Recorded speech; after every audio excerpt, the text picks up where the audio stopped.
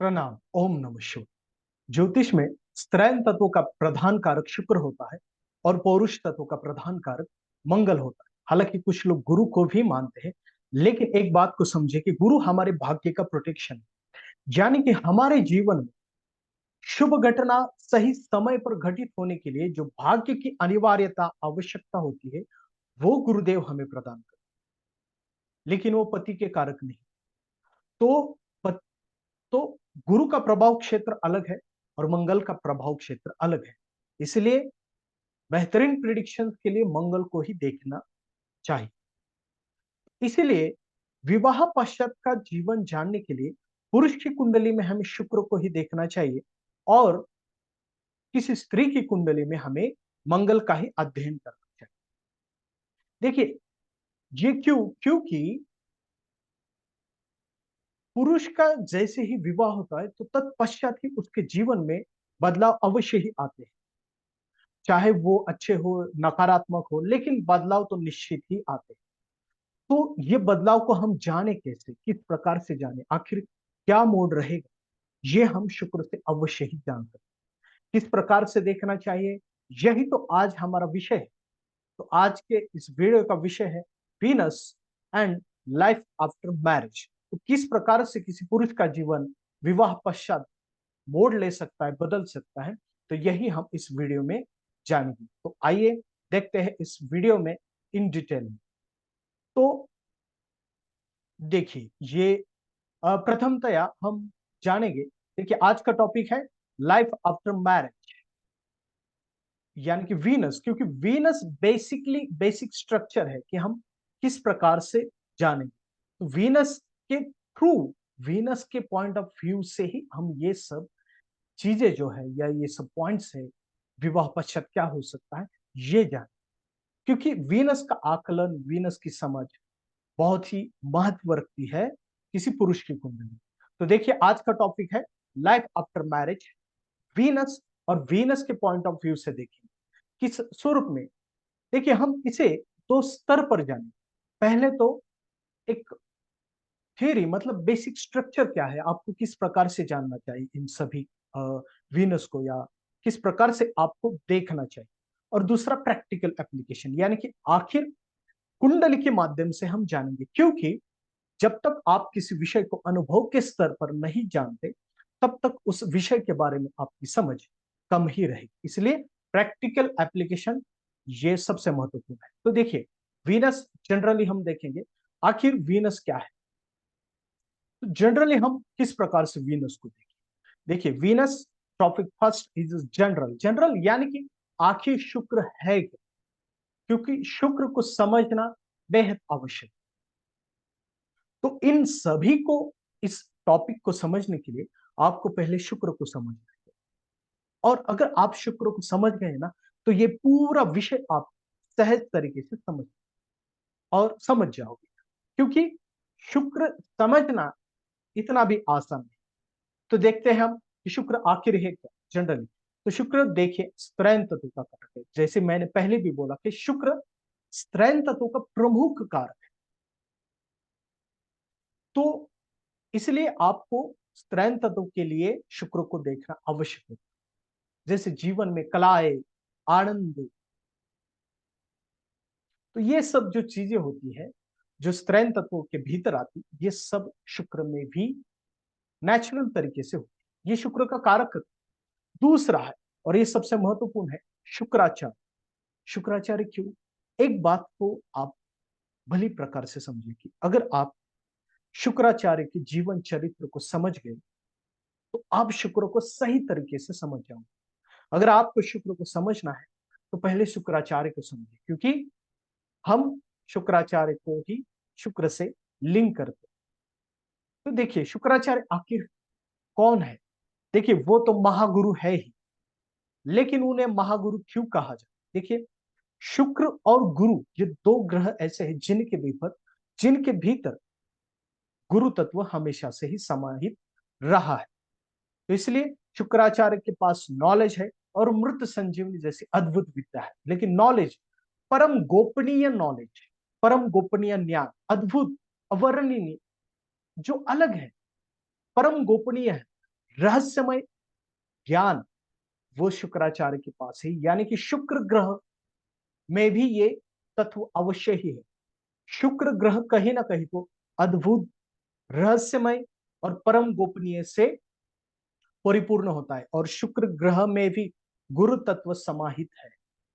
ये बात आप समझे, क्योंकि बहुत सारे लोग सिर्फ शुक्र को विवाह का कारक या फिर कलाओं का इस प्रकार से देखते हैं, लेकिन शुक्र बहुत ही अद्भुत ग्रह है, इसे समझना बेहद आवश्यक, क्योंकि ये हमारे जीवन के जो महत्वपूर्ण अंग है, जैसे फाइनेंस हो, पर्सनल जीवन हो, ज्ञान हो, इनको प्रभावित कर। तो देखिए, शुक्राचार्य के पास अद्भुत ज्ञान था, इसलिए शुक्र में भी ये सब चीजें। दूसरा, मृत संजीवनी जैसी परम गोपनीय विद्या शुक्राचार्य ने प्रदान दी। इस शुक्राचार्य, महागुरु शुक्राचार्य ने इस उन्होंने ये जो विद्या थी, ये अपने ट्रेडिशन में आगे बढ़ी। उनका अकूल ट्रेडिशन था, तो कुछ ना कुछ तो अलग करना, अलग कल्ट निर्माण करना, ये भी आता है। ये कल्ट के बारे में हम आगे देखेंगे, लेकिन मृत संजीवनी जैसी परम गोपनीय विद्या, आखिर वो विद्या क्या है? वो विद्या, इस विद्या में एक तत्व है जो है संजीवनी प्रदान कर, यानी कि रिजेन्युएशन, रिजेन्युएट करना किसी चीज को, और ये तत्व भी शुक्र में है। तो इसलिए परम गोपनीय विद्या, और उसका संबंध देखिए कि पुनर्निर्माण या रिजेन्युएट करना किसी चीज को, ये शुक्र का कारक तत्व भी है। यानी कि किसी चीज को नव संजीवनी प्रदान कर, ये भी शुक्र का ही गुण है, और ये अद्भुत गुण है। तो इसलिए शुक्र को आप ठीक से समझिए, बहुत सारी चीजों को आप समझ जाओ। इसलिए शुक्र में भी यह तत्व है कि परम गोपनीय विद्याओं का नॉलेज, और दूसरा संजीवनी प्रदान करने का भी तत्व शुक्र में है। नेक्स्ट पॉइंट की तरफ चलते हैं, fight for injustice with peace, knowledge, challenge और कल्ट। आखिर ये क्या है? तो आप एक बात को समझिए, देखिए, फाइट फॉर इनजस्टिस, ये भी पॉइंट आप शुक्राचार्य से ही समझ, उनके जीवन चरित्र से ही इस पॉइंट को आप समझिए। देखिए, शुक्राचार्य एक अद्भुत एक गुरु थे, गुरु है वो। तो जब देवताओं के गुरु का चयन करने की स्थिति उत्पन्न हुई, उस वक्त देवगुरु बृहस्पति को देवताओं के गुरु चयनित किया। तो जब उनको चयनित किया, तत्पश्चात ही महागुरु शुक्राचार्य को ऐसा लगने लगा कि कहीं ना कहीं उनके ऊपर अन्याय हुआ, इनजस्टिस हुआ है। क्यों? क्योंकि उन्हें ऐसा लग उन्हें ऐसा लगा कि मैं सामर्थ्यशाली हूं, मैं क्षमतावान हूं, सब कुछ मेरे पास होने के बाद भी मुझे नकारा गया, मेरे ऊपर एक अन्याय हुआ। तो अन्याय की भावना उनके भीतर रही, और जिस कारण ही उन्होंने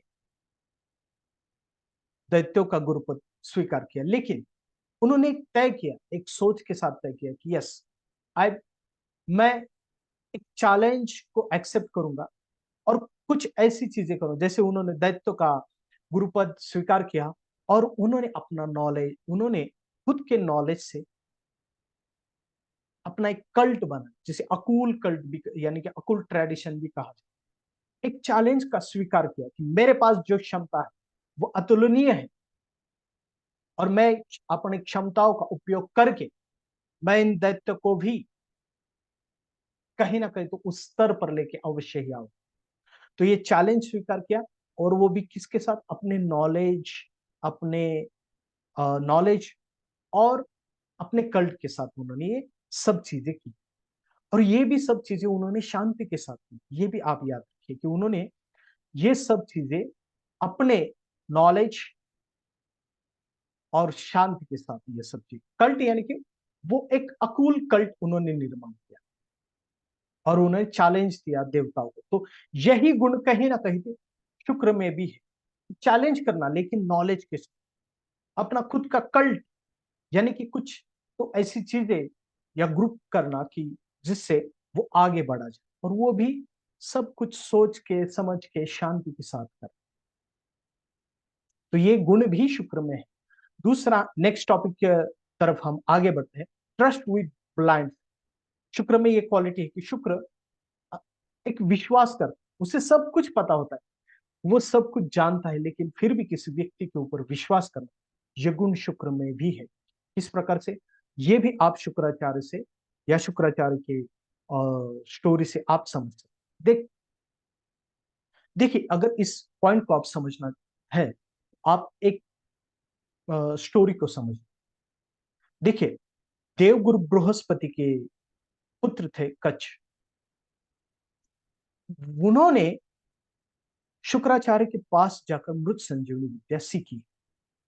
तो जब ऐसी स्थिति उत्पन्न हुई कि देवगुरु बृहस्पति चाहते थे कि ये मृत संजीवनी जैसी अद्भुत विद्या मेरे पुत्र को शुक्राचार्य सिखाए, यानी कि तो उन्होंने शुक्राचार्य के पास अपने पुत्र को भेजा, और भेजने के तत्पश्चात ही शुक्राचार्य ने, हालांकि कुछ परीक्षाओं का मतलब कुछ परीक्षा में उत्तीर्ण होने के बाद उनका चयन किया, लेकिन क्या देवगुरु बृहस्पति को यह मालूम नहीं था कि ये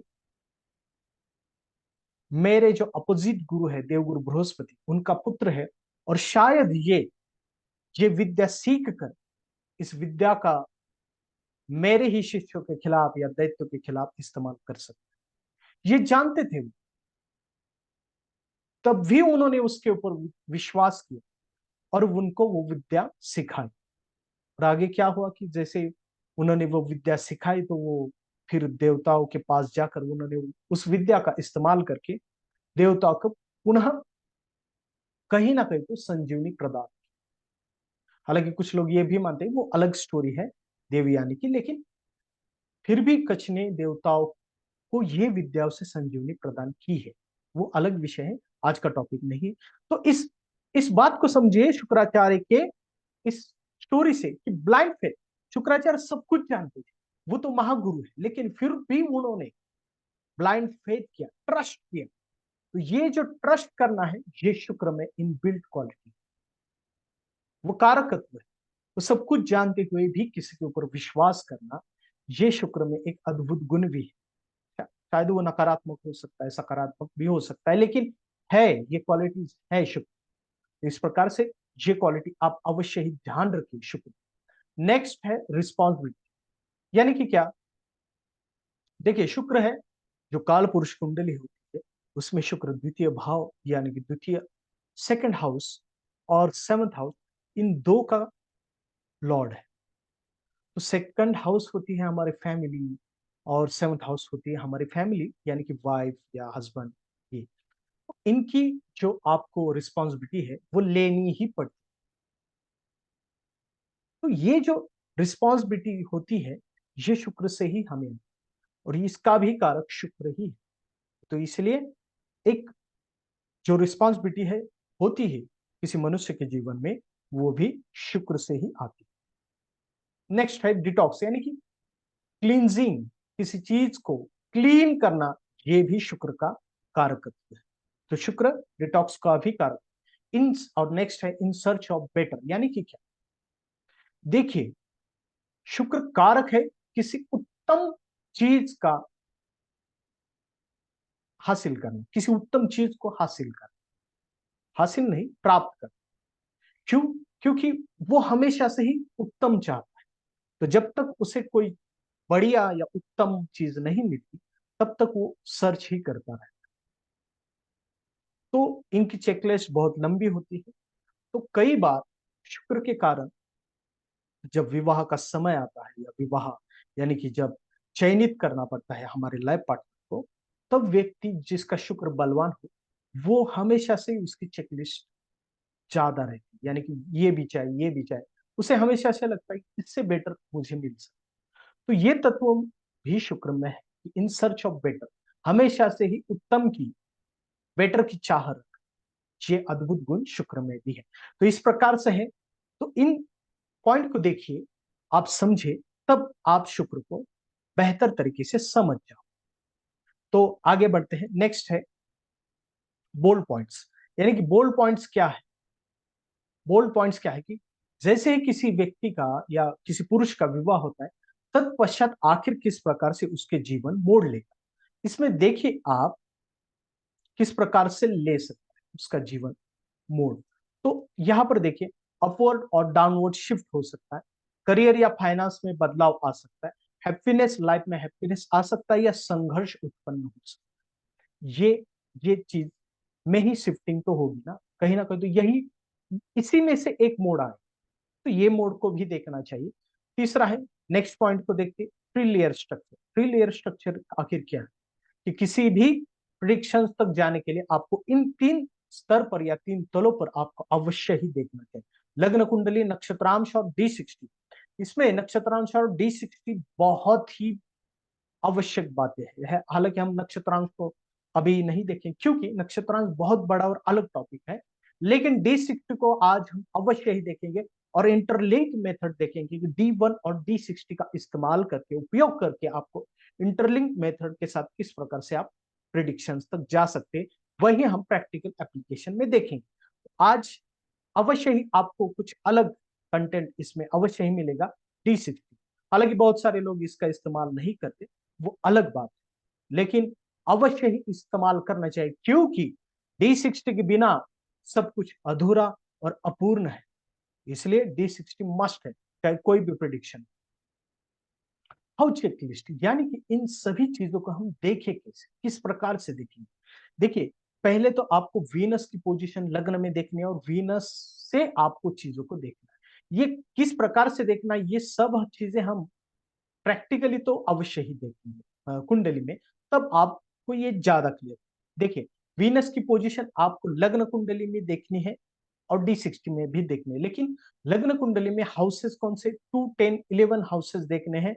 वीनस से, शुक्र से देखने हैं लग्न कुंडली में करियर और फाइनेंस के लिए, और 4, 8, 12 आपको स्ट्रगल और प्रॉब्लम के लिए देखने हैं लग्न कुंडली में, और फाइनेंस और पॉजिटिव सपोर्ट के लिए देखने। लेकिन लग्न कुंडली में आखिर महत्वपूर्ण क्या है, लग्न कुंडली में महत्वपूर्ण है वीनस की पोजीशन और 4, 8, 12 में प्लेसमेंट। यानी कि 4, 8, 12 शुक्र से, वीनस से 4, 8, 12 में क्या सिचुएशन है, यानी कि क्या प्लैनेटरी पोजीशन है, योग क्या बन रहा है, ये देख।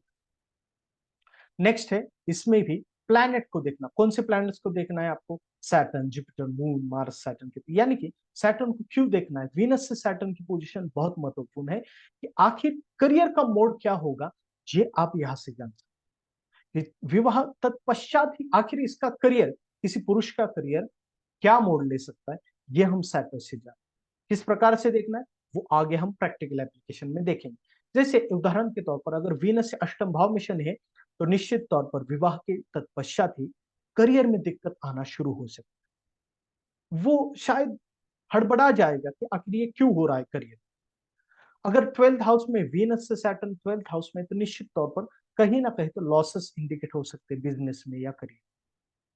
अगर वीनस से 4th हाउस में है सैटर्न या 12th 4th हाउस में, तो कहीं ना कहीं तो विवाह के पश्चात ही उसे कहीं दूर जाकर करियर या नौकरी या जॉब के निमित्त तो उसे जाना पड़ सकता है, या 12th हाउस में हो तो भी कहीं ना कहीं तो उसे दूर क्षेत्र में या प्रांत में या फॉरेन में जाकर उसे जॉब करना पड़ सकता है। जुपिटर को हम भाग्य के लिए देखेंगे, मून मून को देखेंगे कि मन की शांति। मार्स, सैटर्न, राहु, देखिए कुछ कॉम्बिनेशन से इसे आप अवश्य ही याद रखें, वो हम आगे देखें। जब हम प्रैक्टिकल एप्लीकेशन देखेंगे तो ये सब चीजें आपको बेहतर तौर पर समझ में आएगी। नेक्स्ट है कंजंक्शन, और ये बहुत समझ, कंजंक्शन बहुत ही महत्वपूर्ण टॉपिक है। देखिए कंजंक्शन बहुत ही महत्वपूर्ण टॉपिक है क्योंकि कंजंक्शन से आप बहुत सारी चीजों का आकलन कर सकते हैं और समझ भी सकते हैं शुक्र से, कि किस प्रकार से आपको कंजंक्शन को देखना चाहिए। देखिए कंजंक्शन दो प्रकार के होते हैं, एक तो पॉजिटिव होते हैं और नेगेटिव होते हैं। पॉजिटिव में जैसे Venus Jupiter, Venus Mercury, Venus moon sun. हालांकि कुछ लोग सन को नकारात्मक मानते हैं, वीनस सन को, लेकिन नहीं, वीनस सन भी अच्छा कॉम्बिनेशन है, और वीनस मार्स। लेकिन वीनस मार्स दो पॉजिटिव है और नेगेटिव भी है। ये फाइनेंस के लिए अच्छा होता है, लेकिन पर्सनल लाइफ में कुछ गड़बड़ कर सकता है कुछ कंडीशन। दूसरा नेगेटिव, वीनस के साथ नेगेटिव कंजंक्शन को देखिए, वीनस केतु या देखिए वीनस के, इसे आप हमेशा याद रखिए। क्यों? क्योंकि वीनस केतु वो कॉम्बिनेशन है। आखिर केतु को समझिए, केतु क्या है? बंजर, किसी चीज को बंजर बना देना, ये केतु का एक गुण है। तो जब भी वो वीनस के साथ आता है तो वीनस को बंजर बना देता है। यानी कि इस व्यक्ति के पास सब कुछ होके भी वो जीवन का आनंद नहीं ले पाता। Venus Ketu combination. दूसरा, वीनस केतु कॉम्बिनेशन जब भी कुंडली में हो, तब उस व्यक्ति के बारे में महिलाएं हमेशा, या उस व्यक्ति को महिलाएं हमेशा से ही मिसअंडरस्टूड करती, गलत नजरिए से या गलत उसका आकलन करती। दूसरा, कि शायद उसे स्त्रियों के कारण अपमानित होना पड़ सकता है, ये गुण भी रहता है। और शायद उसकी गलती हो नहीं, लेकिन फिर भी उसके ऊपर ब्लेम्स आते हैं। तो ये कॉम्बिनेशन में रहता है। और दूसरा, आनंद नहीं ले पाना किसी चीज का, या जीवनी का आनंद, ये भी होता है। या पत्नी का हेल्थ के इश्यूज भी होते वीनस केतु में। तो इसलिए वीनस केतु को आप अवश्य ही याद। नेक्स्ट है वीनस राहु और वीनस मार्स, या वीनस राहु और वीनस सैटर्न। आप इसे एक एक पॉइंट को याद रखिए कि ये जो है, ये आपको शायद मटेरियलिस्टिक लाइफ में या करियर में आपको अच्छे रिजल्ट दे सकते हैं। जैसे Venus Saturn, Venus Rahu financially आपको स्ट्रांग बना सकते हैं, लेकिन ये व्यक्तिगत जीवन में कहीं ना कहीं तो दिक्कत अवश्य ही निर्माण करते हैं। ट्रिपल कंजंक्शन, इस पॉइंट को आप अवश्य ही समझिए भली प्रकार से। ट्रिपल कंजंक्शन यानी क्या? यानी Saturn Rahu Venus, Saturn Mars Venus, Saturn Venus Ketu, just like that. जैसे Mars Rahu Venus, Mars Ketu Venus, इस प्रकार से जो ट्रिपल कॉम्बिनेशन है वो लग्न कुंडली में या D60 में नहीं होनी चाहिए वीनस के साथ। अगर लग्न कुंडली में है तो ठीक है, लेकिन D60 में नहीं होनी चाहिए। अगर है तो विवाह के पश्चात ही उसके जीवन में संघर्ष आना शुरू होता है। दूसरा, ट्रिपल कंजंक्शन को, और ट्रिपल कंजंक्शन को आप याद रखते हैं, जैसे कि वीनस को छोड़ के, जैसे सैटर्न मार्स राहु का एक साथ होना, सैटर्न केतु मार्स का एक साथ होना, या फिर मार्स राहु सैटर्न का एक साथ होना। इसी प्रकार के जो कॉम्बिनेशन होते हैं वो वीनस से वीनस से लग्न कुंडली में 4, 8, 12 में नहीं होनी चाहिए। प्लीज नोट दैट, 4, 8, 12 में नहीं होने चाहिए। अगर है तो विवाह पश्चात ही संघर्ष जीवन में शुरू होता है। या फिर पत्नी को, वाइफ को हेल्थ की प्रॉब्लम हो सकती। तो किस प्रकार से हम प्रैक्टिकल कुंडली में अब अवश्य देखें। ये हो गया कंजंक्शन, और ये पॉइंट आप अवश्य ही याद रखें। नेक्स्ट D60 थे, ये सबसे महत्वपूर्ण स्टेप है। देखिए D60 को पहले आप याद रखिए कि D60 को बहुत सारे लोग उपयोग में नहीं लाते। क्यों? क्योंकि इसके कई कारण। शायद उस विषय के बारे में नहीं जानना, या उस विषय या D60 का महत्व ही ना समझ में आना, या कहीं ना कहीं नवांश को और इंपॉर्टेंट देना, ये भी कहीं ना कहीं तो एक कारण है। क्योंकि हम नवांश से आगे ही नहीं बढ़ पा रहे। हालांकि इस पूरे विषय में अवश्य मैं एक वीडियो बनाऊंगा कि क्यों D60 महत्वपूर्ण है, लेकिन इसमें हम एक छोटा प्रारूप अवश्य ही देखिए। D60 में आपको देखना क्या है कि वीनस की पोजीशन, लग्न, वो किस प्रकार से देखनी है वो प्रैक्टिकल एप्लीकेशन में देखेंगे।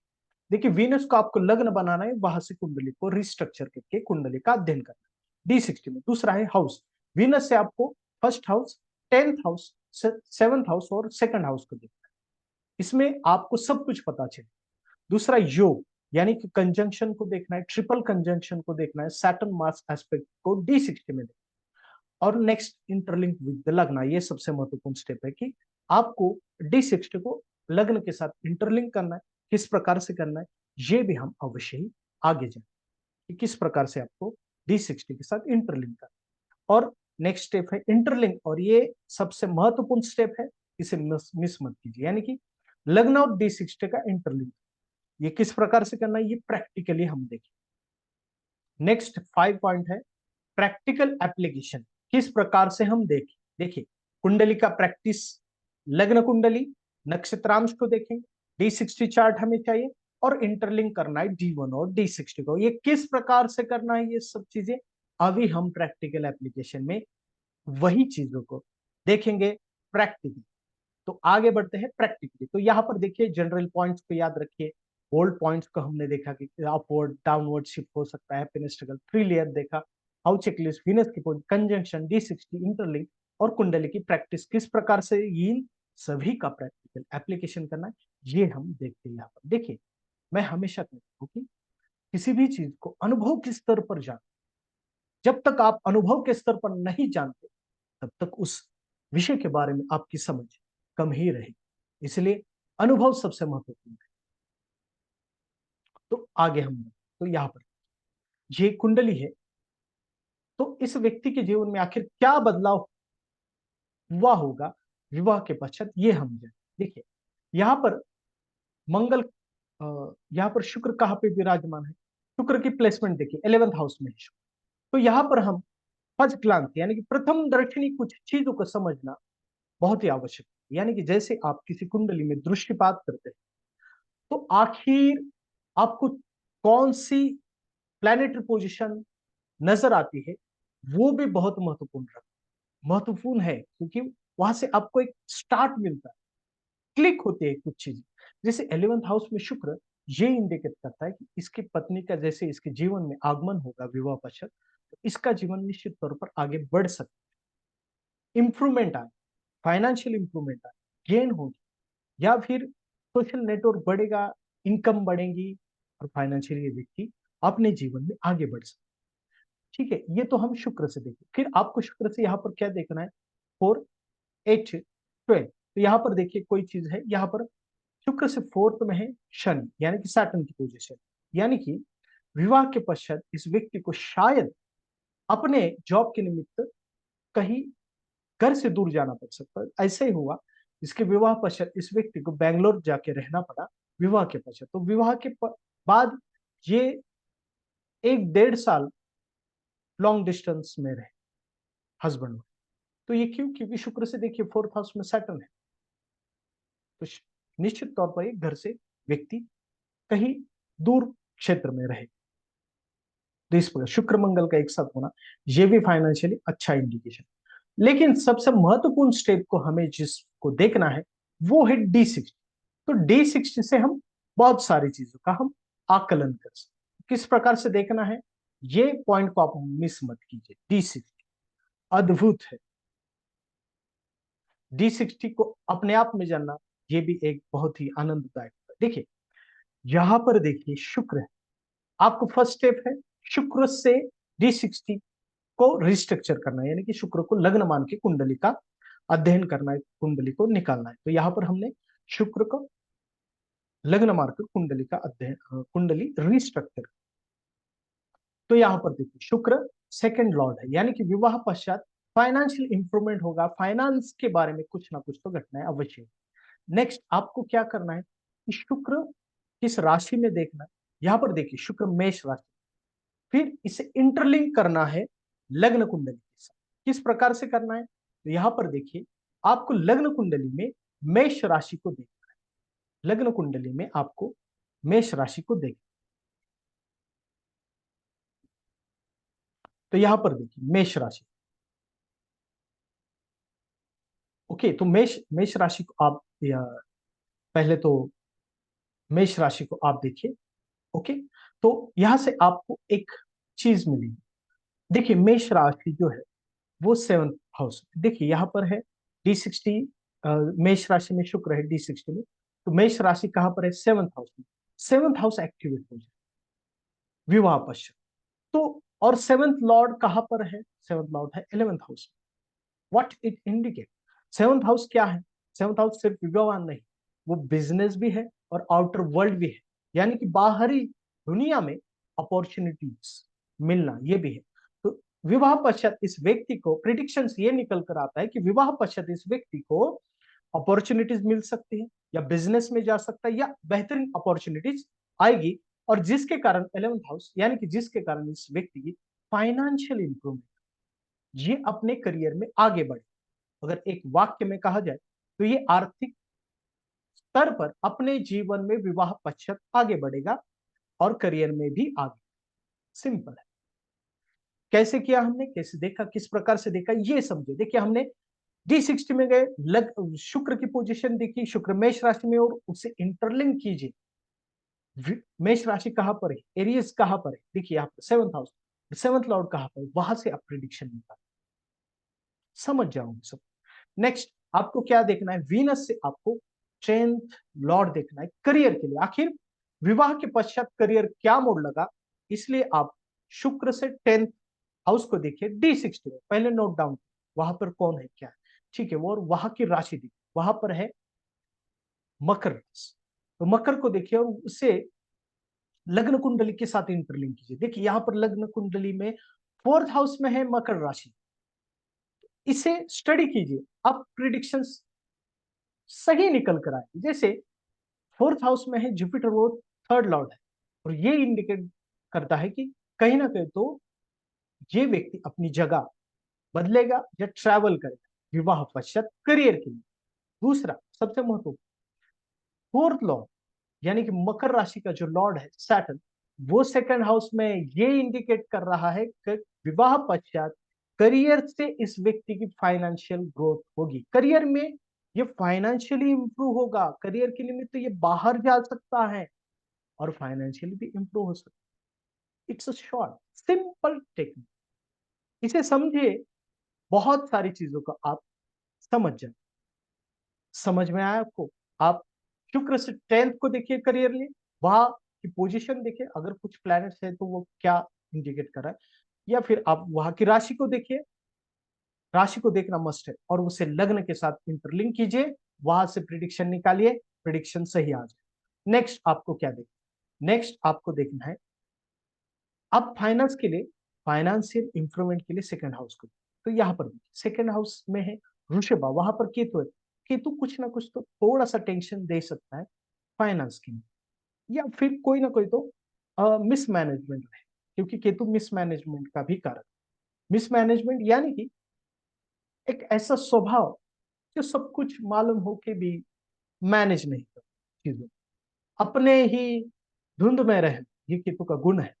जैसे साधु या जैसे योगी रहते, अपनी धुंध में रहना, ये केतु का गुण है। तो अ, कहीं ना कहीं तो मिसमैनेज फाइनेंस में हो सकता है। तो वृषभ राशि को लग्न के साथ इंटरलिंक कीजिए, देखिए अष्टम भाव में है और वहां पे मून है, व्हाट इट इंडिकेट, कहीं ना कहीं तो विवाह पश्चात फाइनेंशियल टेंशन या फाइनेंस के कारण टेंशन हो सकता है इसमें, और वो भी 10th लॉर्ड।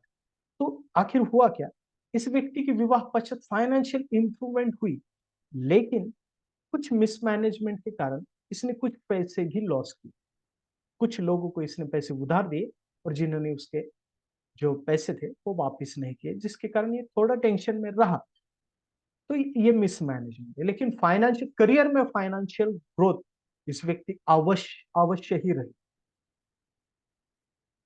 ओके, लेकिन अभी आपको शुक्र से 7th हाउस को देखिए, शुक्र से 7th हाउस में है तुला राशि, तो आप इंटरलिंक कीजिए, यहां पर देखिए तुला राशि लग्न में। तो आखिर यहां से आप क्या प्रिडिक्शन या क्या निष्कर्ष निकाल सकते, क्या यहां से देखिए D60 में जो शुक्र से 7th भाव है, वहां से हमें पता चलता है कि आखिर विवाह पश्चात वैवाहिक जीवन में क्या मोड़। तो यहाँ पर देखिए तुला राशि कोई ग्रह नहीं, यहाँ पर तुला राशि लग्न में है केतु है। तो कहीं ना कहीं तो ये व्यक्ति और ठीक ठाक जीवन रहेगा, कुछ अनबन रह सकती है लेकिन ज्यादा नहीं, या व्यक्ति थोड़ा स्पिरिचुअल हो जाए। तो जैसे ही वो विवाह हुआ, इस और केतु क्या है, डिटैचमेंट का भी कारक है, तो जैसे ही विवाह हुआ ये लॉन्ग डिस्टेंस में चले, तो लॉन्ग डिस्टेंस रिलेशनशिप रहा इनका। और दूसरा ये थोड़े स्पिरिचुअल भी हुए, तो इन्होंने कुछ साधनाओं में भी इंटरेस्ट लिया स्पिरिचुअल। तो ये है विवाह पश्चात ही ये सब चीजें ज्यादा तौर पर। तो इस प्रकार से आपको लिंक कर, तो आप सही प्रिडिक्शंस निकाल सकते। तो समझ में आया आपको किस प्रकार से करना है। तो पहले आपको समझिए इंटरलिंक प्लेसमेंट्स किस प्रकार से है। लग्न को देखिए, वीनस की प्लेसमेंट को देखिए, सब कुछ समझ में आ गया। देखिए आपको क्या करना है, पहले तो वीनस की पोजीशन लग्न को देखनी है, वहां से 4th house, 8th house, 12th house को देखिए, स्ट्रगल समझ में आता है विवाह पश्चात। दूसरा, आप D60 को लग्न बनाए, शुक्र को लग्न बनाए, वहां से एनालिसिस किए, वहां से भी बहुत सारी चीजों को आपको पता चल सकती है। जैसे यहाँ पर देखिए शुक्र सेकंड लॉर्ड है, तो फाइनेंशियल इंप्रूवमेंट अवश्य ही। तो आपको शुक्र को देखना है, वो लग्न कुंडली के साथ उसे इंटरलिंक करना है। फिर 10th हाउस को देखना है करियर के लिए, वहां से आप लिंक कीजिए वहां की राशि को, आपको पता चलेगा। और ये देखिए आपको कि आखिर जो शुक्र का प्रथम भाव होता है या राशि है, वहां से क्या इंडिकेट होता है। एक चीज है, वहां से आपको शिफ्ट पता चले, विवाह पश्चात शिफ्टिंग क्या हो गया, मोड़ क्या लेगा, वो आप शुक्र D60 के शुक्र की राशि जब आप लग्न कुंडली के साथ इंटरलिंक करोगे तब आपको पता चलेगा। यानी कि यहाँ पर देखिए शुक्र मेष राशि में है, और यहाँ पर सप्तम भाव में 7th हाउस में मेष राशि है, यानी कि ये व्यक्ति का शिफ्ट, और ये जो मार्स है वो 11th हाउस है, यानी कि शिफ्टिंग अवश्य ही बेटर होगी, फाइनेंशियल इंप्रूवमेंट की, करियर में इंप्रूवमेंट की, और अपॉर्चुनिटीज आएगी। विवाह पश्चात ये शिफ्ट होगा, ये शिफ्ट का मोड होगा, समझ। तो ये चीजें आप ये चीजें आप जान सकते हो। तो ये शिफ्टिंग बहुत महत्वपूर्ण है, ये आपको शुक्र की राशि जो D60 में शुक्र की राशि है वहां से आपको, तो इसलिए D60 का महत्व अद्भुत है। D60 के बिना सब कुछ अधूरा है, अपूर्ण है। तो आगे बढ़ते हैं, नेक्स्ट कुंडली को आगे बढ़ते हैं और नेक्स्ट कुंडली को देखते हैं, और यहां से आपका आकलन और बढ़िया हो जाएगा और आपकी समझ गहरी हो जाएगी और आपके अनुभव का स्तर निश्चित तौर पर बढ़ेगा। तो ये देखिए एक व्यक्ति की कुंडली है, तो यहां पर भी पहले आप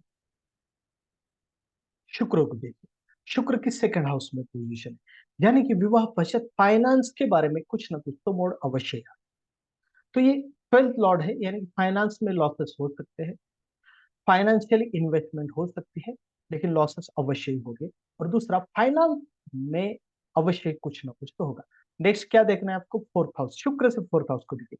देखिए यहाँ पर मंगल राहु विराजमान है, it's a negative point, what it indicate, ये निर्देशित कर रहे हैं कि कहीं ना कहीं इस व्यक्ति के फैमिली एनवायरनमेंट में डिस्टर्बेंस अवश्य ही आएगा, और ये व्यक्ति फाइनेंस के कारण डिस्टर्बेंस रहेगा, और जिसका इम्पैक्ट होम एनवायरनमेंट पे अवश्य ही रहेगा।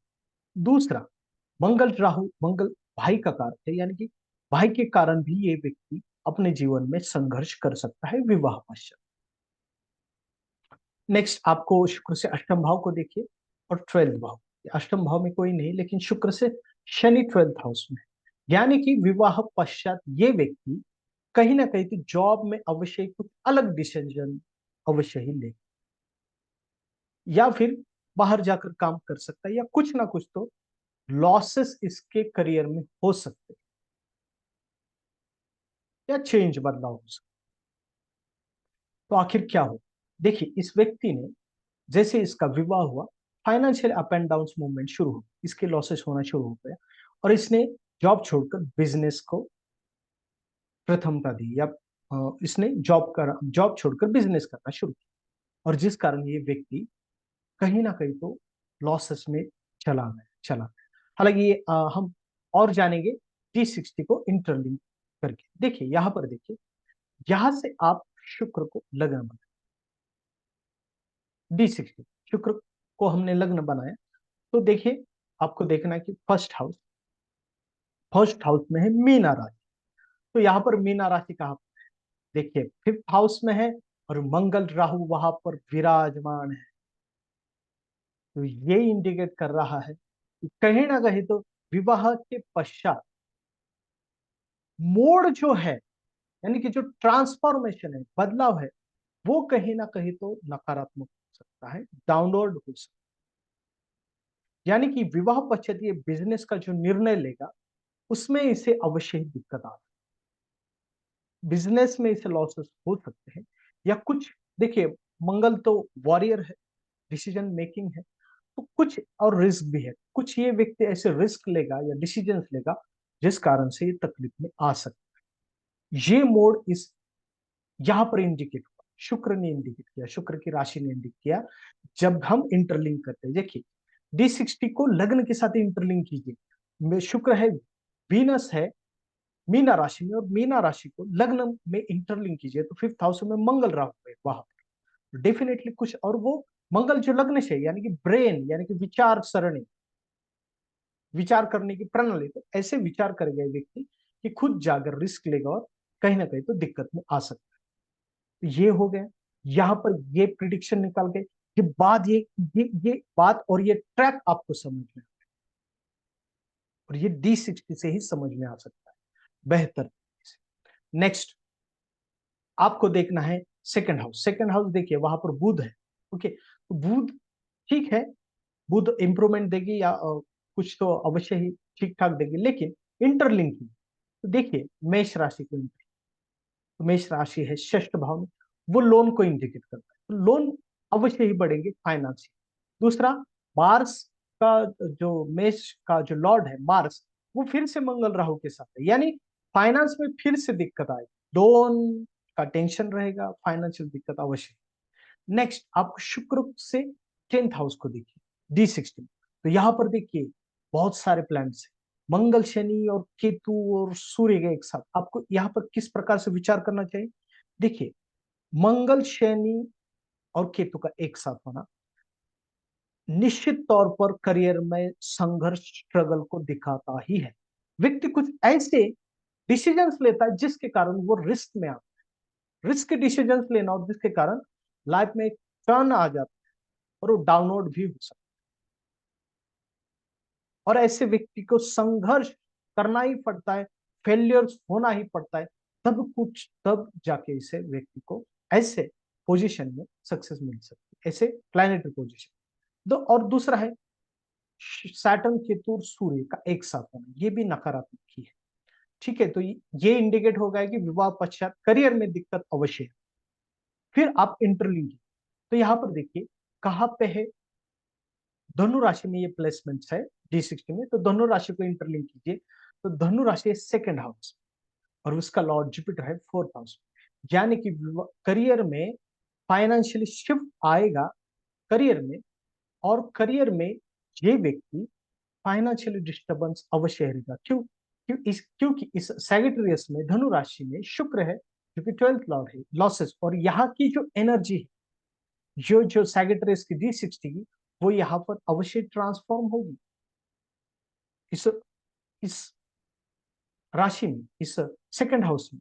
तो ये कहीं ना कहीं तो सेकंड हाउस का अवश्य डिस्टर्ब है।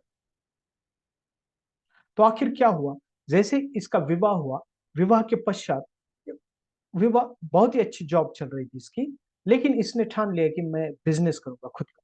तो बहुत बड़ी इन्वेस्टमेंट करके इसने एक बिजनेस को प्रारंभ किया, लेकिन बहुत सारी गड़बड़, फाइनेंशियली बिजनेस में बहुत सारी गड़बड़ हुई, फाइनेंशियली लॉसेस हुए, और जिसके कारण से पूर्ण रूप से टेंशन में आने, डिप्रेशन में, और ब्रदर के कारण, भाई के कारण, जैसे मंगल राहु का एक साथ, भाई के कारण भी ये दिक्कत में आ गई, फाइनेंशियली में डेप्थ में चला गए, लोन हो गए, और बहुत ही संघर्ष इसे करना पड़ा, अभी भी जारी।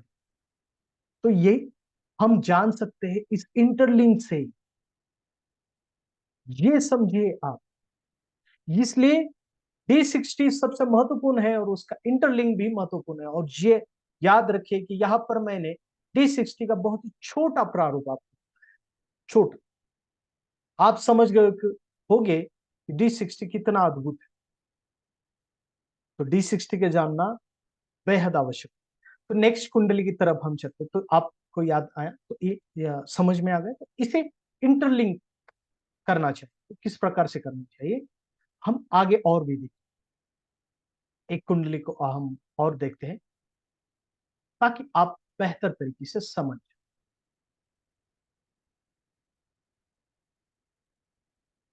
तो यहाँ पर देखिए, ये एक पुरुष की कुंडली है। तो यहाँ पर देखिए शुक्र कहाँ पर विराज, देखिए शुक्र 7th हाउस में है। तो विवाह पश्चात अपॉर्चुनिटी अवश्य ही आएगी इसमें। ओके। और शुक्र जो है वो 11th लॉर्ड है, यानी कि बेहतरीन अपॉर्चुनिटीज आ सकती है।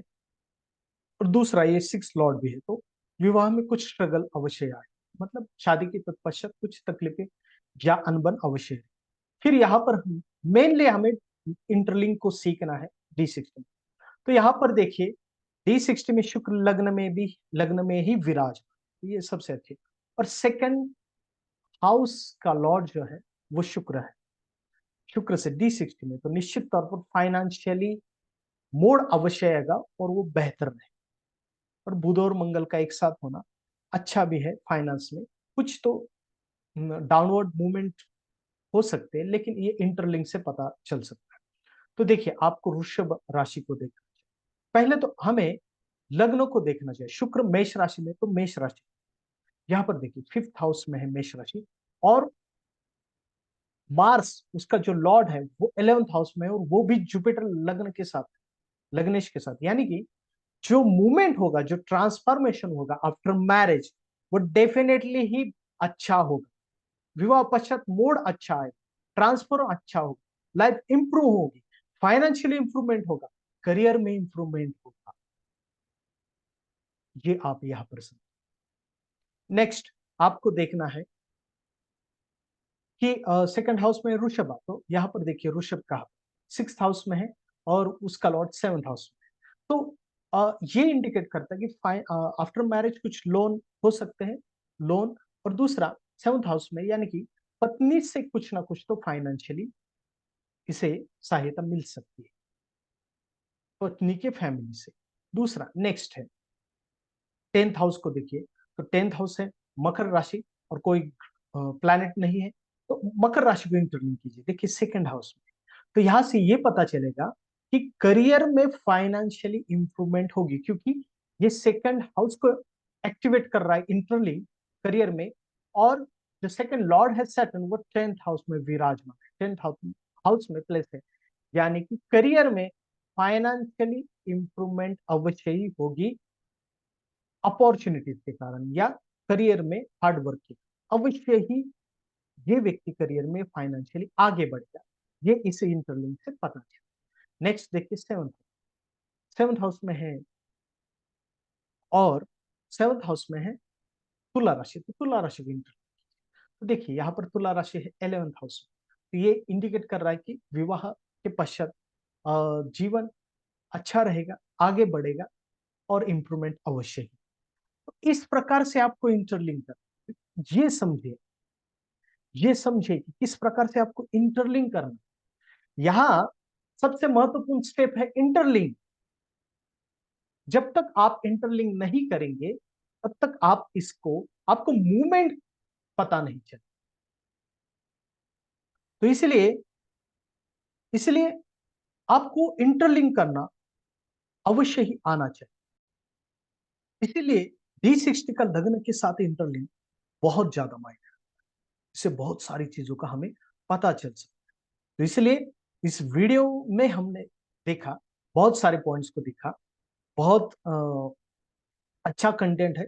हालांकि वीडियो लंबा हो जाएगा, लेकिन फिर भी आप बहुत कुछ चीजों को आप यहाँ पर समझ जाओगे। देखिए हमने आज इस वीडियो में देखा क्या, जाना क्या, कि आप समझे। देखिए यहाँ पर हमने फिर से, देखिए हमने जनरल पॉइंट्स को देखा, शुक्र के जनरल पॉइंट्स को देखा। वीनस जनरल स्ट्रेंथ तत्व है, शुक्राचार्य से हमने बहुत सारी चीजों को देखा, जाना। Fight for injustice, trust with blind faith, responsibility, detox in search of better, bold points को देखा। और डाउनवर्ड मूवमेंट्स हो सकता है, क्या शिफ्ट आ सकता है, आखिर किस प्रकार से आ सकता है, ये D60 को इंटरलिंक करके हमने देखा। करियर के लिए सेकंड हाउस को देखना है, फाइनेंस को किस प्रकार से देखना चाहिए, हैप्पीनेस स्ट्रगल क्या हो सकता है, 3 लेयर स्ट्रक्चर को देखा हमने, यानी D60 को देखा। फिर हाउस चेकलिस्ट, वीनस की पोजीशन लग्न में देखी, D60 में देखी, कंजंक्शन को देखा। कंजंक्शन को भी बहुत सारी, हालांकि कंजंक्शन को अगर आपको देखना है तो यहाँ पर एक देखिए, जैसे